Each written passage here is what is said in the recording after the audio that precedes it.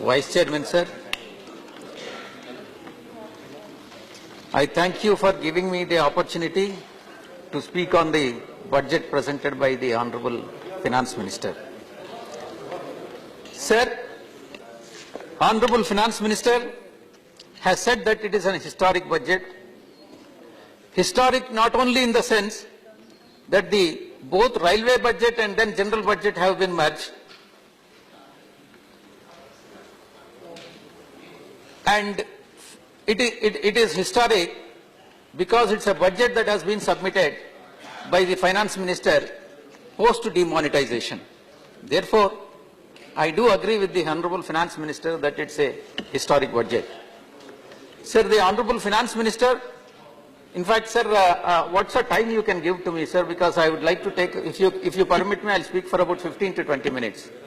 Because I have a number of issues to be covered. No, you will get only 10 minutes. Sir, please give me at least 15 minutes, sir. As per the arrangement. Sir, I would like to highlight the positive aspects of the budget and also the negative aspects of the budget, and being a neutral party, because we are not with the ruling dispensation nor the opposition. We are on the Please don't bargain with me. The time has been allotted. Therefore, whatever suggestions we give, probably the treasury benches would take it positively, and then whatever remedial action that can be taken, they will take it. So therefore, kindly permit me at least 15 minutes time, sir.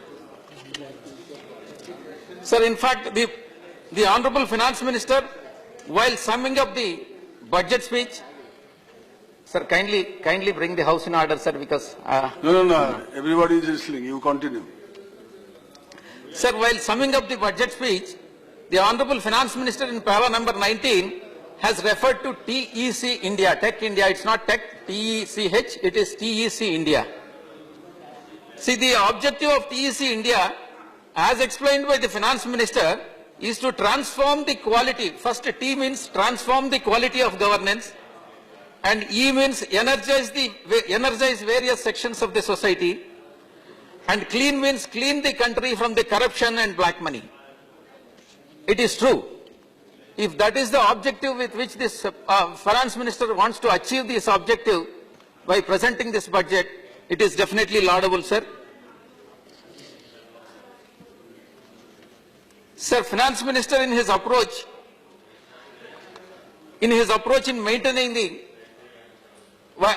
the budget presentation, he was trying to maintain the fiscal prudence, containing the inflation, bringing down the current account deficit from 1% to 0.3%, a remarkable 36% increase in FDI inflows, at a time when the global FDIs are going southwards globally, and taking the India to 6th position in manufacturing sector from 9th position is definitely appreciable, sir. Sir, in this regard, I take this opportunity to make a suggestion to the Government of India and the Honorable Finance Minister. While vote on account could be avoided by clearing the budget before 31st March, I also suggest the Government of India to adopt the calendar year as a fiscal year, not from 1st April to 31st March, but from 1st January to 31st December, as is prevalent in many countries. Number of countries are following the calendar year. I hope that it also suits the India. In fact, Australia, Brazil, China, France, Italy, Mexico, Russia, Korea, Spain, UAE, and many other countries are following the calendar year. Therefore, I advise the Government of India to adopt the calendar year as fiscal year, sir. Sir, in this regard, at the same time, while highlighting the budget, positive aspects of the budget, I also would like to highlight some of the negative aspects, not with an intention to criticize the government, but with a ray of hope that they would address the issues, sir. Sir, in fact, GDP was estimated to be at 7.1% in the beginning, in the last budget and revised estimates. Of course, either on account of demonetization or because of several factors, it at the time when budget was presented, it was stated to be 6.6%. It was expected to be 6.6%, and some of the economists, including the former honorable finance minister, has said it is likely to come down by 2 points. But at this point of time, we don't know what exactly the GDP figure, whether it is 7% or 6.6%, because various agencies, CSO, Central Statistical Organization, gives one figure, and then IMF gives one figure, and then World Bank gives another figure. So therefore, if it is in the range of 7, or the effect of demonetization is nullified on account of the factors on account of the measures that have been taken by the government of India, it is definitely laudable, sir. Sir, while calculating the GDP, I would like to say that the informal sector accounts for, in India, 35 to 55% of India's GDP, which has not been taken into consideration while calculating the GDP. Sir, in fact, you may be aware, Government of India, in fact, Finance Minister is well aware that there are three methods of calculating the GDP. Particularly, first and second methods are most important method. First method is value-added method, and the second method is expenditure method. Of course, third method need not be taken into consideration. In fact, the amount of discrepancies or difference between the two methods is worked out to about 1.18 lakh crores for 2016-17, which is really significant, sir. And if you converted this in terms of percentage, probably it may not be significant, but in terms of amount, absolute amount, it is definitely significant, sir. So therefore, which method is to be relied upon is a question mark, sir. This is much higher than, I also would like to point out, this figure of 1.18 lakh crore is much higher than the discrepancy of earlier years, that is 2015-16, which was about 45,407 crores, sir. Sir, another issue for GDP, in fact, my colleague Jairam Rameshji has referred to gross fixed capital formation. It is true. It is true that gross fixed capital formation has consistently been coming down over a period of time. What I would like to say is, it has not started coming down from 2014-15, which the government of, which probably the treasury benches have to rebut it. Of course, he has not specified in his speech from which year it started coming down. See, I'll tell you certain facts, sir. The CSO estimates reflect the growth in GDP 2016-17 was largely due to the growth in the government's final consumption of expenditure, and growth in the fixed capital formation remained dismal. The government final consumption of expenditure increased by 17% in 2016-17. Sir, please, I would like to highlight this, sir. 2016-17, despite the fact that the consumption of expenditure has gone up by 17%, as against 2.9% in 2015-16, gross fixed capital formation increased only by 0.6%, according to the estimates given, and when compared to 6.1% in the last year, sir. That is 2015 and 16. It indicates the fact that the investment of the government of India in capital expenditure, in creating the asset, has significantly come down over a period of time. Of course, I would like to point out at this juncture that the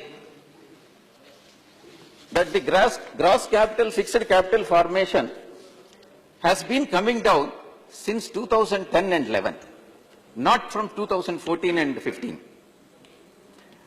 It is important measure of investment trend in the economy at a constant price, it was estimated to be at 35.35 lakh crore in 2016-17, as against 35.41 crores in 2015-16. And sir,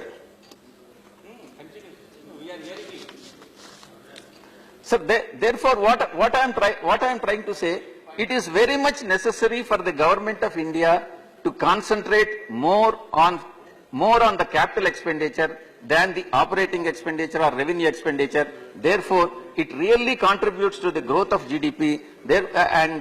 By creating the assets, the GDP would definitely go up, sir.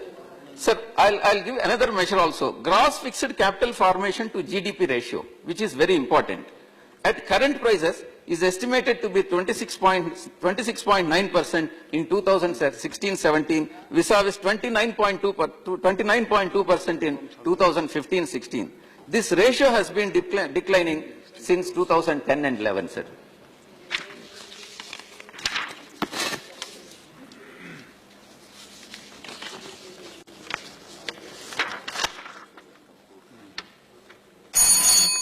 Sir, another 5 minutes, sir, because I would like to address certain issues relating to my own state, which is Andhra Pradesh, and the situation that is the prevailing. Sir, this is very much important, sir. Please give me 5 minutes, sir, Vice Chairman, sir. No. Sir, with a deep sense of anguish, I am saying that Andhra Pradesh, after bifurcation, is in the brink of bankruptcy, and the union government does not come to the rescue of my state. Sir, while presenting the budget, Honorable Finance Minister is present. In fact, I have already highlighted the positive aspects of the budget. In fact, in the case of Tech India and other issues, it was really appreciative gesture, and it's a budget in the positive direction. But insofar as Andhra Pradesh is concerned, I have no hesitation to say that it has received a raw deal in this particular budget, sir.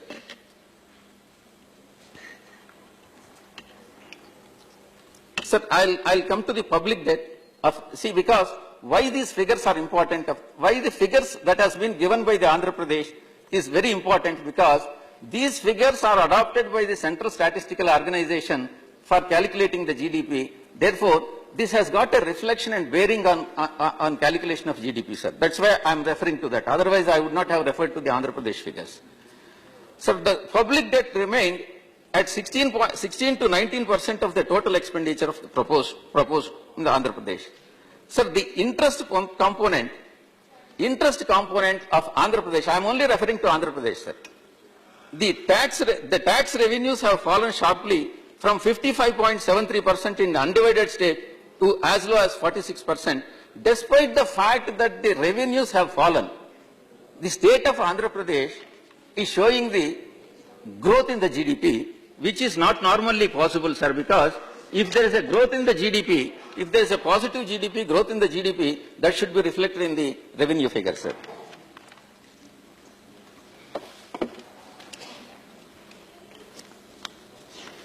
Sir, thirdly, the share of state excise has also gone down substantially from 10.2% to 5. These are all the parameters, indicators, which indicate that the state share of tax, the state revenues are falling, and the GDP, what has been projected by the government of Andhra Pradesh at 10 point and more than double-digit figure, which is more than the figure what Honorable Finance Minister has projected for the country, is factually incorrect. That's what I am trying to say, sir.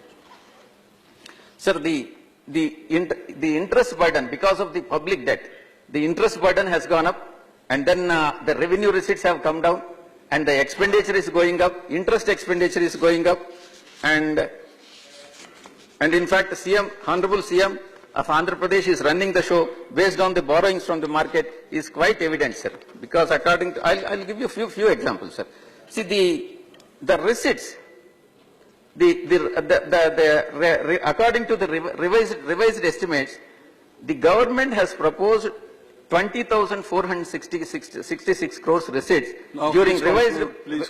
Sir, a few minutes, sir, because they are very important. Because Honorable Finance Minister, Honorable FM is present. Therefore, I got an opportunity to make a presentation in the presence of the Finance Minister, which is very important. You meet him separately and hand over the representation to him. That would be better. Sir, what I am trying to say is the interest burden of the state.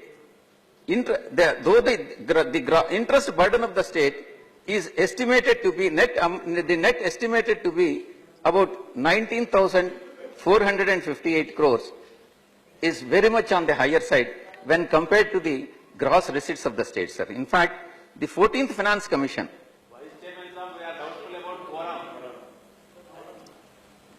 Sir, why do you want to raise this at this point of time? This is a very important discussion on union budget. It requires to have the presence of the required strength in the House. So I am mentioning. Quorum is very much, quorum is very much there. Please conclude. Quorum is very much there. Please conclude now. Okay, sir. Sir, the public debt, which was about 1.13 lakh crores in 2010 and 11, has scaled up, insofar as Andhra Pradesh is concerned, has scaled up to 1.95 lakh crores in 2016 and 17, sir. An increase of 56.48% over 6 years. As percentage of GSDP, that is gross state domestic product, the outstanding debt has gone up from 20.67% to 27.88%, sir. Please give me 2 more minutes, sir. 60.46% is raised in the, see, the public debt, sir, what I am referring to, and if you look at it closely from the source from which the loans have been mobilized, you will know that 60.46% is raised from the open market as loans from RBI, and 7.58% through loans from central government, and 16.04% from autonomous bodies, and 15.91% from Provident Fund and small saving organization. This is how the Andhra Pradesh government has, sir, this is how the Andhra Pradesh government. Sri Santaram Naik ji. Sir, at this